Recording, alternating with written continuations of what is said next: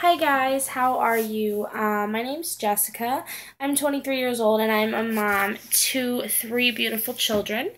Um, my second pregnancy, which is my oldest daughter, her name is Leah. She actually was born with a condition called craniosynostosis, and her type is considered sagittal craniosynostosis. Now, what that is the two plates right here in your head. When you're born, there's this plate, and the back one. And they're usually all disconnected, which is why you have soft spots. Well, Leah had this completely fused. There was actually a ridge. I mean, it like stuck up like a ridge on her head. And she had it from birth. It was a very, very miserable delivery, as you can imagine. Well worth it, but very miserable. So basically, a little bit of background on Leah's craniosynostosis. I had my son, and I got diagnosed with postpartum depression, and I began to take Zoloft. When I got pregnant with Leah, I asked my OBGYN if it was still okay to take my Zoloft. And she assured me that it was fine. Lots of pregnant women take antidepressants. And that was it. I never had another question. So I was induced with Leah at 39 weeks due to the fact that I had moved about 4 hours away from the hospital and I did not feel safe going into labor where I was living, just because the closest hospital that actually delivered babies was almost 3 hours away. So we did an elective induction at 39 weeks, and June 22nd, 2011, I gave birth to a 7-pound, 4-ounce, healthy, beautiful baby girl. As a mom, you never want to believe anything's wrong with your child, even when you see it. Obviously my first reaction was, oh my God, my baby's here. I'm overwhelmed with all this joy, all these emotions. I'm just so grateful that my daughter's here and that we've made it through this, delivery. And I'm surprised at myself that I made it through the delivery. It was a horrible delivery. It was terrible. And when she came out, we kind of figured out why. Her head was very long. Her forehead, it was very pinched right here, and her forehead stuck out, the back of her head stuck out. The doctors basically told me that it was nothing to worry about. So, we went on about our lives. But over the next month, things didn't improve with her head shape. In fact, it just got much worse. So I sought out the advice of my pediatrician, and my first pediatrician said that everything was fine. That was just the shape of her head. I kind of took that with a grain of salt and went on about my way to find more answers. And I actually found a pediatrician named Dr. Warren. And that's the first time I ever heard the word craniosynostosis. And he actually referred us to a plastic surgeon and a neurosurgeon, Dr. Wu and Dr. Smith at St. Louis Children's Hospital. And we went for our appointment when Leah was 8 weeks old and had a CT scan. We had a follow-up appointment when she was 10 weeks old, and it was a confirmed diagnosis via CT scan of sagittal craniosynostosis, and we had to have surgery. Now, there are two types of surgery for craniosynostosis, and that is endoscopic, which is less invasive, where they just do 2 incisions, one up here, one back here, and remove this bone here. And the second option is CVR, which is cranial vault reconstruction. They do a zigzag cut from ear to ear, kind of peel it back and completely reconstruct the head.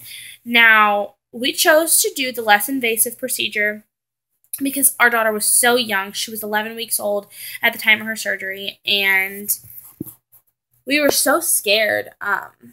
But with the open surgery, the risk of blood loss is so much higher. And that was the part that really did it for us. The surgery, we got there. Everything was good.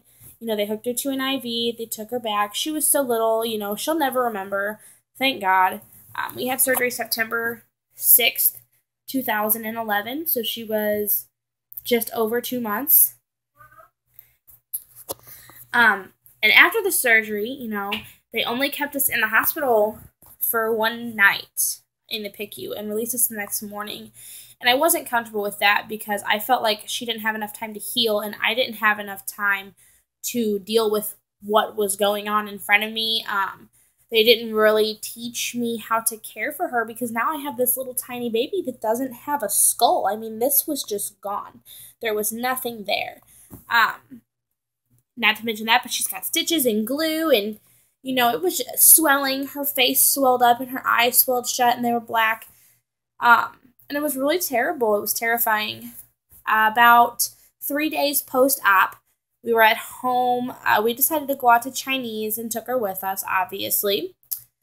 And her eye just started crossing and wouldn't stop.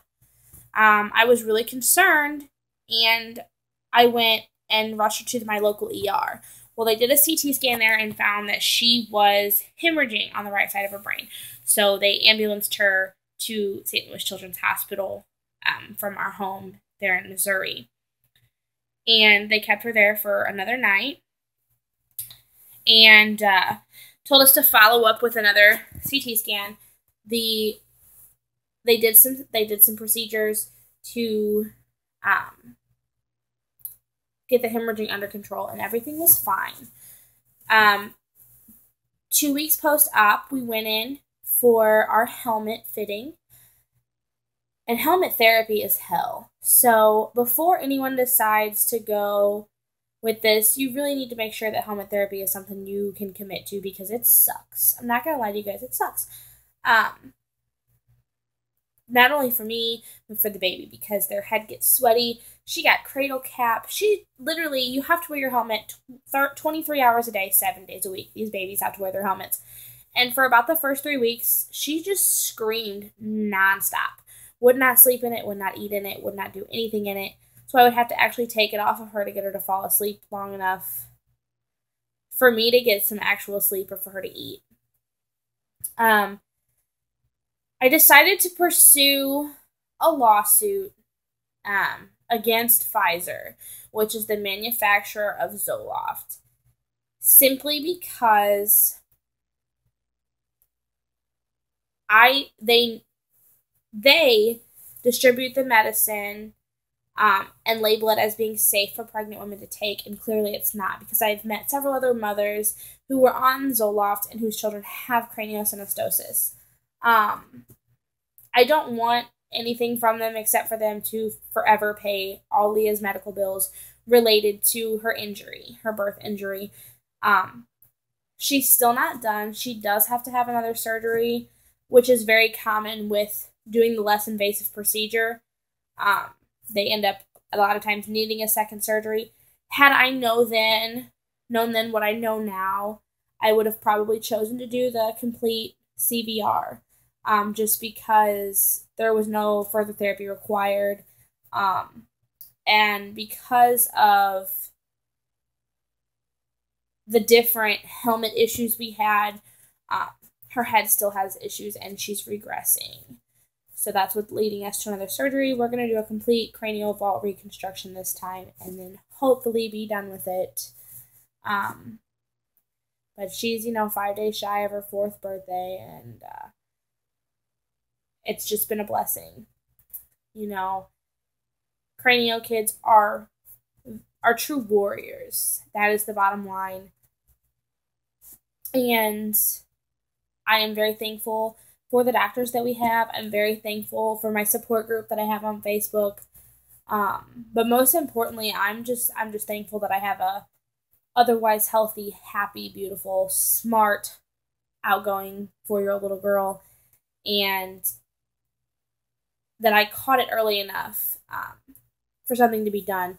Because there are kids who go through years without their parents knowing, because doctors just tell them, oh, well, it's just the shape of their head, nothing's wrong. And all this time, irreversible brain damage is happening. So if you feel something is wrong with your child and the shape of their head, keep pushing. Push for a CT scan because that's going to show if there is craniosynostosis involved.